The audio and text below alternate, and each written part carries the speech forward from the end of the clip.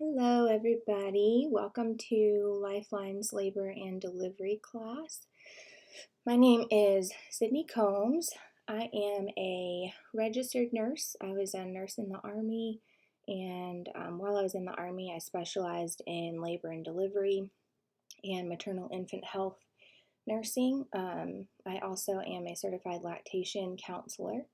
So, today we're going to be talking about something that's very near and dear to my heart, and that is labor and delivery. I know you can see on this first slide it says what to expect in labor and delivery and labor support. That makes for a very long class. So, what we're going to do is split it up into two. Today we're going to talk about labor and delivery, what that is, what to expect, and then we'll do a separate video and talk about labor support just to break it up a little bit. I'm recording this from home. This is my first time doing this, so it's not going to be perfect, but these are kind of weird times that we're living in, and we're all having to try some new things. So hopefully you can understand me okay, and hopefully you can learn something and be ready to conquer labor and delivery. So today we're going to cover a few topics, such as how to tell if you are in labor, warning signs that something could be wrong, stages of labor, and what to expect when you go into labor. Those last two things we are going to talk about, but that's going to be in the next part of this video. So this is something that really catches a lot of people off guard, especially first-time moms and dads. We're going to go through a few signs that'll help you be able to tell whether you're in true labor or false labor. So I know a lot of you have probably heard about uterine contractions called Braxton Hicks. Those are practice contractions, and a lot of times those get mistaken for real labor, and it'll have you rush into the hospital and you find out that you're only 1 centimeter or something like that. So we try to avoid that and give you as much information on the front end as possible so that you really know what your body's doing. So let's start with false labor. So false labor, and this can also be called those Braxton Hicks contractions, the practice contractions. Those are going to only tighten portions of the uterus. They're usually felt in the front of your belly or in your pelvis, and they're irregular. They don't get closer together, and they're just kind of sporadic. True labor is where the contractions are going to tighten the entire uterus. You may feel pressure or some pain in your lower back or in your belly, and those contractions are going to last a little bit longer, and they're going to become stronger and closer together over time. So false labor contractions, they might stop when you walk or you rest or you change position. So if you find that you're walking around and your uterus is contracting, you can lay down or try to sit down or sit on a exercise ball or something. And if they stop, then that's not true labor. And with these false labor contractions, your cervix won't change. With true labor, the contractions are not going to stop. It doesn't matter what you do, they're going to keep on coming. And walking might even make them stronger, and they are going to cause the cervix to thin and open. So, kind of going along with that, you're not going to get admitted to the hospital immediately when labor begins. There's a few different reasons for that, but really we just at the hospital want you to be closer to what we call active labor. So you're in a good labor pattern, you're past those first stages. Those first stages can take several hours to get through, and we want to really catch you whenever you're maybe needing extra pain relief or when you're getting closer to transition. We'll talk about all of that stuff later, but the important thing is for you to know that you're probably not going to get admitted as soon as those contractions start. And we'll go over a little bit of that later, but these are some admission criteria, some reasons why when you go into labor and delivery triage, they will keep you. The first one is true labor with cervical dilation and effacement. Usually they want you to be dilated. This says 5 to 6. Sometimes they'll keep you at 4 centimeters, but we like to see you closer to 5 to 6 centimeters dilated. Ruptured membranes, as soon as your water breaks, they will keep you at the hospital. A non-reassuring fetal heart tracing.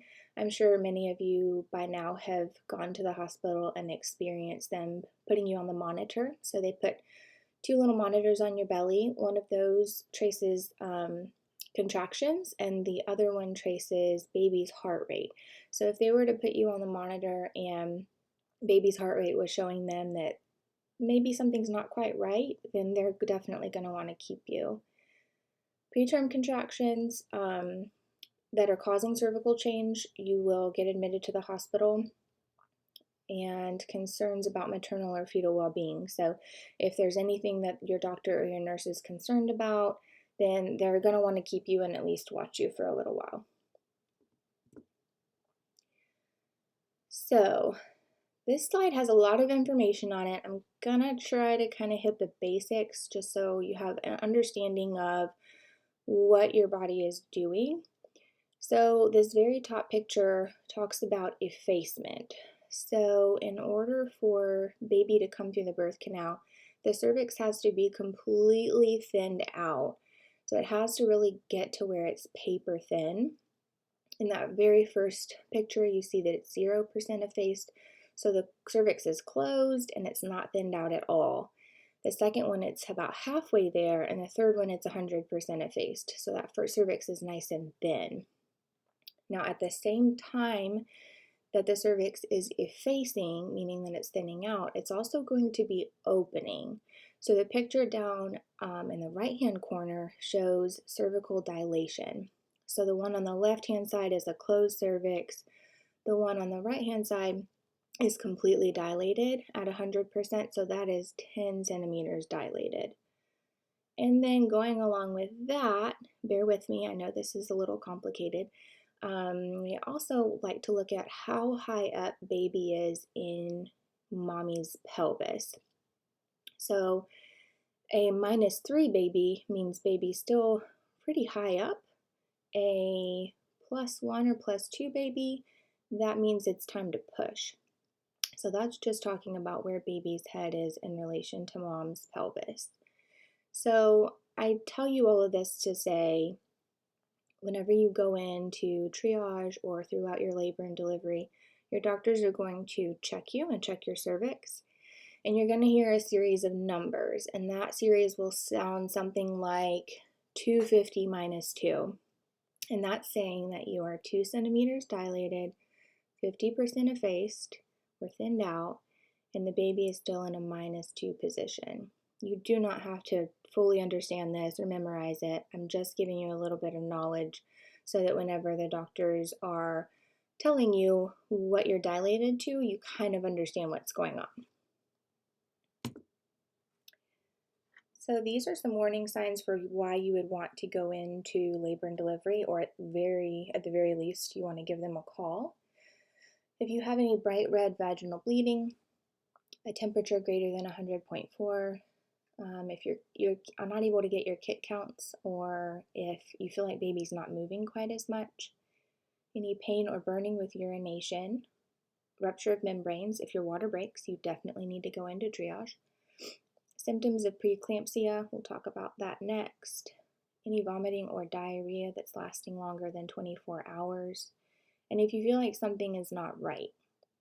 I say that because you're a mom now. You have those maternal instincts. It doesn't matter that your baby's not on the outside of your uterus yet. You still have a feeling when something's not quite right.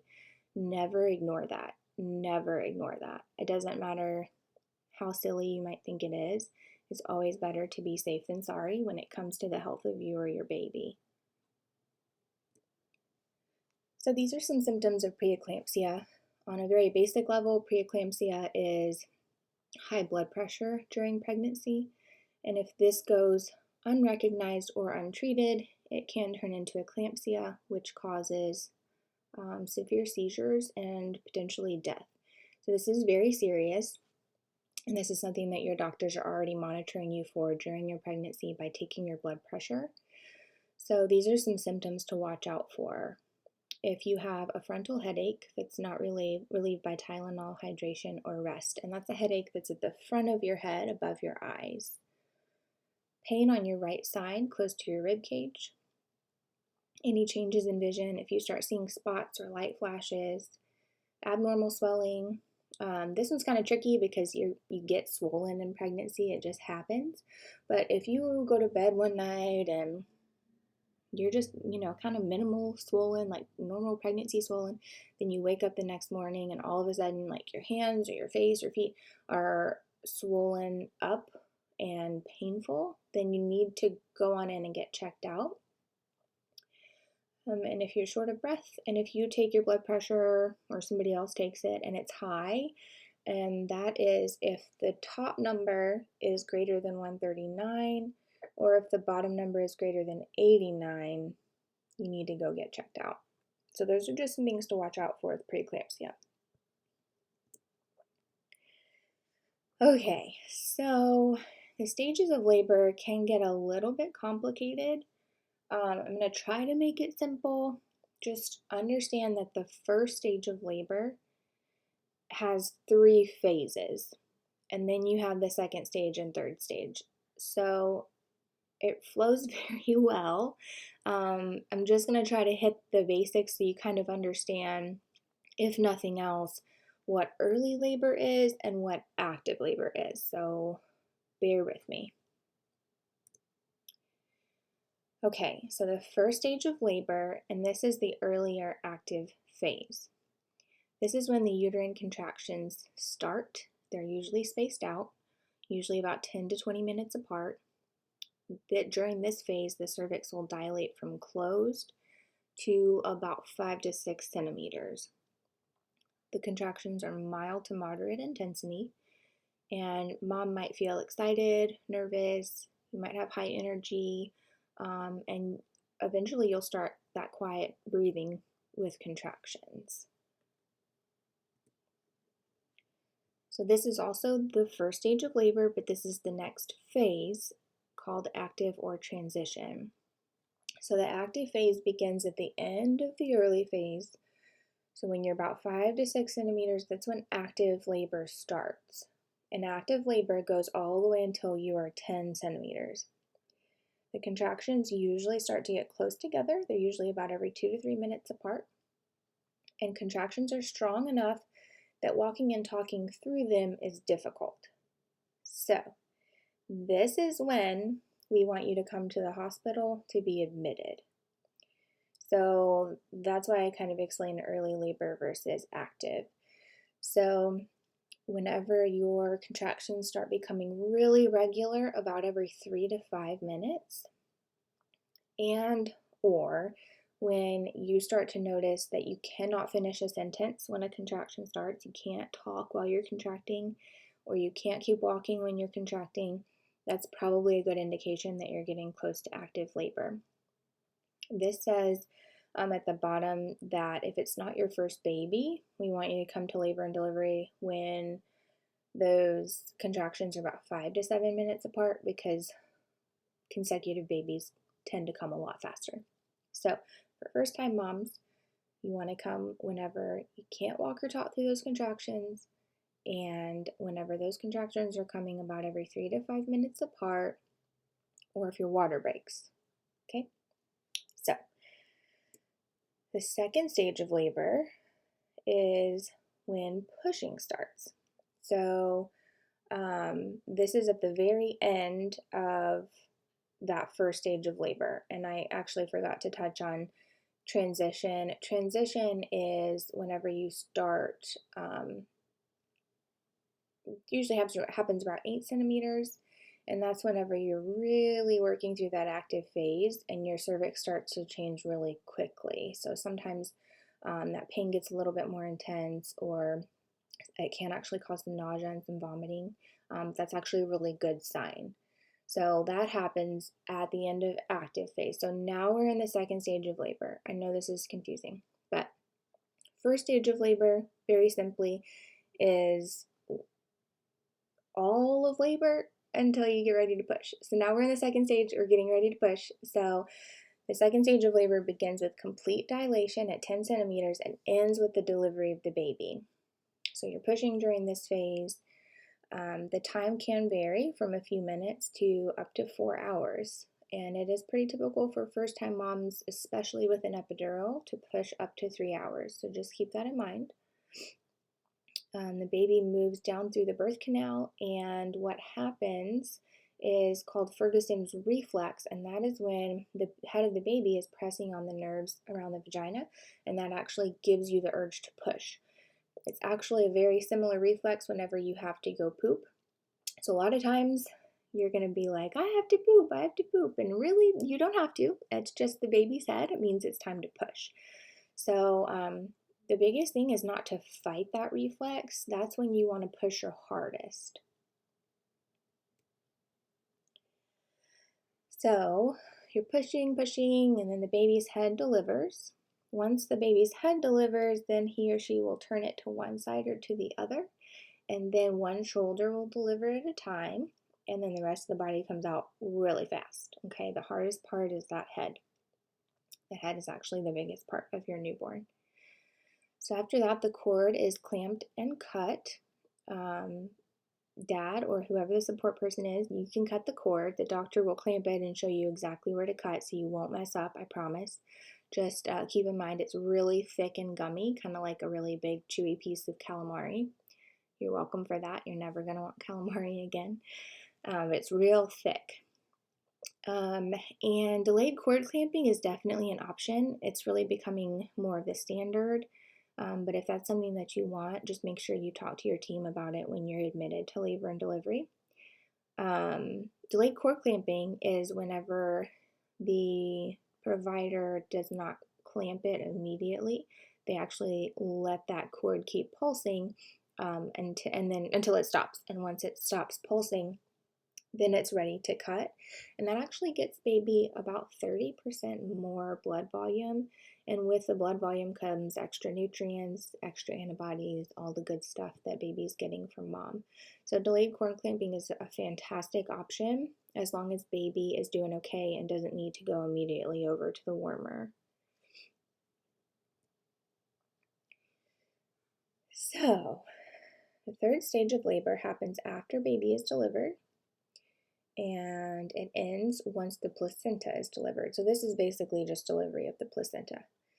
So this occurs within 30 minutes of baby's birth.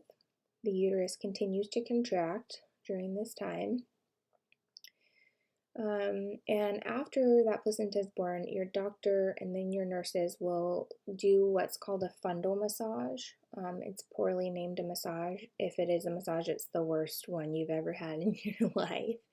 The fundus is the very top of the uterus. So the doctor is, once that placenta comes out, the doctor is going to massage your fundus, and then your nurse is actually going to continue to massage it about every 15 minutes for the next hour or two. This helps to control bleeding, and on the next slide, I'm going to show you why. I love these pictures. So this is a picture of the inside of your uterus right now. So on the picture on the left, you can see baby's attached with that big juicy cord, and the placenta is up at the top of your uterus in the fundus. The placenta can implant anywhere. That's just where it is in this picture. And in the right hand picture, you can see baby with that big cord, and the placenta is behind it. Okay, so the reason we're going to massage your fundus is because once baby is delivered and that placenta detaches, you can see in that left-hand picture, you can see some blue and some red little lines. Those are representing the blood vessels in the placenta that are attached to the uterus. That's how the blood flows from mom to baby and back. So when the placenta is delivered, all of those blood vessels are left completely open and exposed, and they're bleeding. The uterus is a huge muscle, and once the uterus contracts and clamps down, it's actually going to clamp all of those blood vessels and close them off so that you don't hemorrhage. That is why we do the fundal massage. They'll rub right there at the top of the uterus to make sure that your uterus is nice and tight so those blood vessels are all clamped off so that you don't bleed too much. That's why it's important. It's not going to feel good. Your fundus is very tender after delivery, but it is necessary, and I promise it won't feel so bad every time. It will get better. So these are some indications for why you might end up with a C-section. Some of you already may know you're going to have a C-section. For others of you, it might be something that happens somewhere down the line. Don't be nervous about that. I just want to give you some reasons about why you could need a C-section. So the first is a prolapse cord. That is whenever your water breaks and the cord slips out first. That is actually a medical emergency because then you have a cord that has slipped out and baby's head is putting pressure on that cord, which actually clamps off blood flow to the baby. So that indicates a very, very fast C-section. It doesn't happen very often, but it can happen. If baby's not in a good position, if baby is breech, which means basically baby's upside down in the uterus, or if baby is transverse, sideways, then we really don't do breech deliveries anymore. It's very dangerous, so that is an indication for a C-section. Placenta previa, if your placenta is attached over the cervical opening, you will need a C-section. Baby can't deliver through a placenta, so there's, that stinks. Placental abruption, that's whenever the placenta detaches from the uterine wall before baby is delivered. That is also an emergency because if the placenta attaches before baby is delivered, that cuts off all of baby's blood flow. So that will be a very quick C-section too. A non-reassuring fetal heart tracing, that is if baby's heart rate is showing that there may be something wrong, baby might be in distress on the monitor because they'll be watching you. They'll have those monitors on your belly watching your contractions and baby's heart rate throughout your labor. And so if baby shows that he or she might be in distress, you might need a C-section. And if you have any active STDs and any previous C-sections, then that might be an indication for a C-section. You would just have to talk to your provider. So your baby is here. This is talking about something called an APGAR score. The APGAR score looks at several different characteristics of baby once baby's here and scores them based on those characteristics at 1 minute, 5 minute, and 10 minutes if they need to. The maximum score is 10, but babies never score 10, at least not at that 1 minute and 5 minute, and I'll kind of explain why in a minute. The average score that a baby will get is 7, 8, or 9. So this is the APGAR scoring system. These are the 5 things that your baby nurse will look at baby for and give them a score based on how they're performing.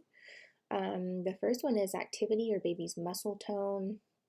Like to see baby nice and active and pulling those arms and legs in and kicking and punching. The second one is pulse, so they'll be taking baby's heart rate. The G is for grimace, and that's reflex irritability, so that is how baby responds to basically being stimulated. So when they're rubbing baby with a towel, how does that baby respond? We want to see babies irritable. They shouldn't want to be, they don't want to be rubbed. They don't want to be bothered. They've been all cozy and tucked in for 9 months, and now all of a sudden people are rubbing them and talking to them, and it's bright and it's cold. So we want them to be grumpy and respond that way. The second A is for appearance or skin color. So babies typically come out relatively blue. It takes a minute or two for their bodies to start to pink up.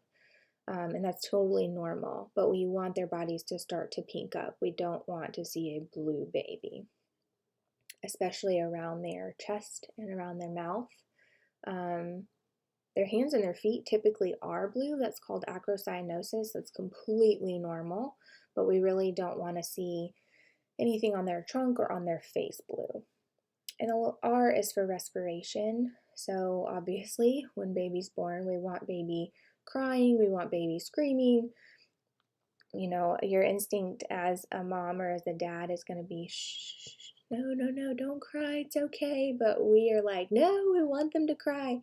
Babies swallow a lot of amniotic fluid and mucus and stuff like that whenever they're in the womb and whenever they're coming through the birth canal. So crying actually helps their lungs expand and get all that gunk out. It helps them start to exchange oxygen, which they've never done before, exchange oxygen and carbon dioxide. So that crying and screaming is exactly what we want. So at 1 minute and 5 minutes, your baby nurse will give your baby an APGAR score. And like I said, usually it's about 7, 8, or 9. To expect a baby to immediately come out and get a perfect 10 is super unrealistic. And then they'll score baby at 10 minutes if they feel like they need to. But 1 and 5 minutes are pretty common. So that actually concludes labor and delivery. So in the next video, we're going to talk about labor support, pain management options, how dad or support person can support you through labor, all of those things. So that one's going to be a little bit longer, but really, really great information. So if you guys have questions about anything labor and delivery, anything we've covered today, you can comment below or contact us at Lifeline, and I will be more than happy to get back with you.